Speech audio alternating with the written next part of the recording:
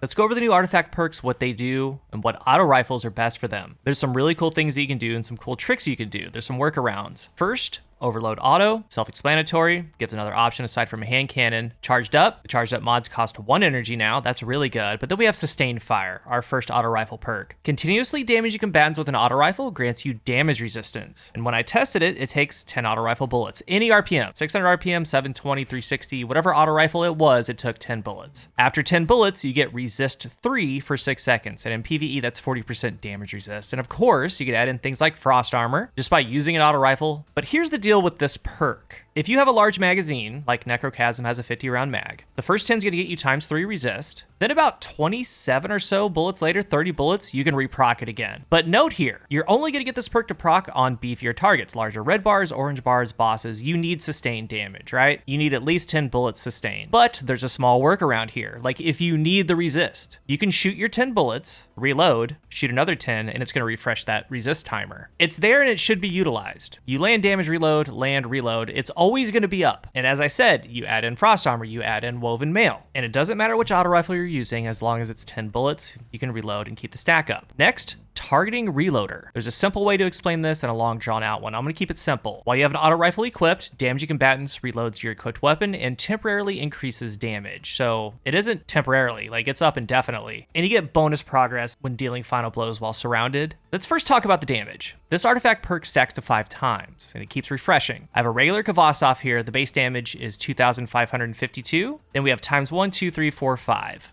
2807, 2884, 2960, 3011, and then 3062. And as you see on screen, you get a max of 20% more damage. And once it's up, it just stays up, which is great. It's 20% free damage on top of the weapon with its perks. It's like having a constant Focus Fury, a constant Vorpal weapon on anything. So really, really good. Then we have the reloading part. Basically, each stack is a percentage, right? It takes a percentage of the magazine. Lower stacks throw in less ammo than higher stacks. At the max 5 stack is where you're going to be living most of the time. Each kill loads in just under half of the mag, so like 18, 20 rounds if you have 50 and above. Or if you have something like 38 rounds, it's going to load in like 14. But it's on every kill at that point. Like to get the stacks up, it's every other kill. You get 1, 2, then once you have max stack, it's like every kill. So something like Necrochasm, it throws in 20 rounds on a kill. You get back-to-back kills, that's 40 rounds. Like in no time, it's refilled. It's going to keep being refilled. Really good perk. So another way to look at this perk is like you have a built-in Vorpal weapon and you have built-in subsistence. No one says no to that. And you get damage resist on your beefier targets. Then finally, we have Shock and Awe. If you have an Arc or Prismatic subclass equipped, Arc final blows while you're amplified summon a burst of lightning,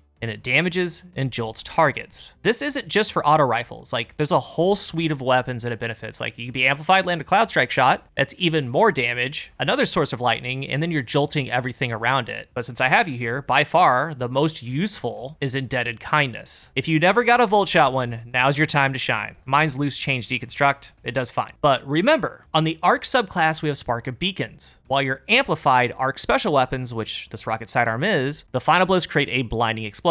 So you get amplified, the final blows blind, you get the summoned lightning strike and the jolt. All in one. It's insane. It makes things trivial. I highly recommend. But moving on. This video is about auto rifles. And I'm going to get to Shock and Awe, but there's some auto rifles that you need to try. Like out of the gate first, any Onslaught auto rifle. And this list is in no particular order. They're just really, really good. But any Onslaught auto. Any one, because like take this Heel Clip Onslaught Summoner, and it could be Lethal Abundance, Rasarago, any Onslaught AR. There's a great interaction here. As you get your final blows, if you're on a bigger target, you get Resist, you get Onslaught 3, that's the max RPM for Onslaught, so it's cooking. You get a faster reload while in Onslaught, and then you have the Autoloader max at ×5. That's loading in ammo, so it's an endless Onslaught stream. And oh yeah, it's also dealing 20% more than base to go along with your Onslaught stack. So any activity, any Onslaught auto, it's a top pick for it. Really, really good. Next, Centrifuge. Like this one puts it all together. Once you have it fully charged up, you get range, reload, final blows with the high charge cause explosions, max charge explosions blind targets. This thing runs off of Sustained Fire or sliding sprinting. You get that charge up. We have the artifact to constantly reload it after kills, so you keep the charge up. You're getting 20% more damage. On the high charge, it's blinding surrounding targets, adding in an explosion to pair with Shock and Awe's lightning and jolt. It's top shelf stuff. Really, really fun to use. Highly recommend. You can build around it, but you need a way to get amplified. Keep that in mind. That way you get Shock and Awe to work. Next, Necrochasm. Again, it's putting it all together. It has the mag refill built in, but we're more interested in the 20% more damage. You have a faster fire rate with that part of the perk, but it's important to remember the chain reaction explosions from Necrochasm are arc. So when you get those final blows, spread the poison. You're going to see lightning hit all of them. You're going to see the jolt. Really nasty when you get it in a group because it's jolt, poison, lightning. It's all spreading. But you need to be amplified, so keep that in mind if you want to use this perk. But it's really, really good. But all exotic autos got better. Markov Chain, the added 20% for Monte Carlo. The spinning up Suros, refilling the magazine. Quicksilver Storm bullet streams. Hard Light. The new Choir of One. Like, all get better because of these artifact perks. Like, the refilling is really good. And also a special mention to Cerberus +1. But then we have pure arc auto rifles like Shadow Price, and they laughed at us, right? They laughed at us for Shadow Price, but it eats with all these perks. If you have a Volt Shot one, you can apply Volt Shot. Then you're adding in the Jolt and the Lightning. It's refilling the mag. You're getting damage resist. Like, mine's pretty cool. It's Attrition Orbs Volt Shot. So those beefy targets, I need to land 10 bullets on anyway, so I'm getting resist and an orb out of the whole thing. It works well. And then there's something like Prosecutor, right? Arc autos in general, definitely arc autos with Volt Shot are really, really good. And then a Dark Horse. I've talked about it months ago, and I've always been a champion for it. It's the Permeability Onslaught Rasa Rago. And in that video, I said that when there's wacky things that come up in the artifact, this weapon can abuse it, and it does. You dodge, you make it arc. It's Onslaught 3 with Jolt and Lightning Strikes. It's dealing 20% more damage with its Onslaught stack. It's just a constant bullet stream. As you get kills, it's throwing in like 20 rounds per kill. It's incredible. And before I forget, as far as the Reloader perk, the more damage after kills, getting ammo back, if you stole the weapon, that goes away. So keep that in mind. Next up, does any of it work in the Crucible? Yes. It's shock and awe, and it is really good. And honestly, it could be a whole playstyle if you build into it. And again, it isn't tied to auto rifles. Some of these clips, you're seeing Centrifuge or Shadow Price, Arcane Cannons, Pulses, whole bunch of different things. While you're amplified, your final blows Jolt, and it has that Lightning Strike. I had some enemies pretty close to one another. It does good damage. I didn't see the reload perk or the damage or resist from the other artifact mods for auto rifles, but if it did, it wouldn't be too much anyway, because resist is nuked in the Crucible, and the damage it would get would be minor. It's all about shock and awe for the Crucible, so get yourself amplified. I'm doing it through Ascension Hunter, and there's ways on Warlock. I am using primaries, but a Trespasser, an Ikelos SMG, Arc Shotguns, whatever, all those final blows will get the Lightning Strike and they spread Jolt. There's a high ceiling. And again, definitely on Warlock and Hunter Ascension all the time. And on Hunter, it's pretty much 100% uptime. And to do that, you're going to have Flow State. So you're going to pop Ascension, get Amplified with Flow State. While Amplified, your dodge recharges more quickly, and you pair that with Focus. After sprinting for a short time, your class ability regen is increased. You have it nonstop. It's up all the time. So find a nice arc weapon that you like, go to town. I also have on Frosties too to add into it. But again, Warlock is pretty easy, but by far the Ascension Hunter. So try it. It's a ton of fun. And it's cool. You can look in Dim, Nation of Beasts, Filio Tactics Spiral, all the way back to a Kill Clip Black Scorpion Scout. All of it has play.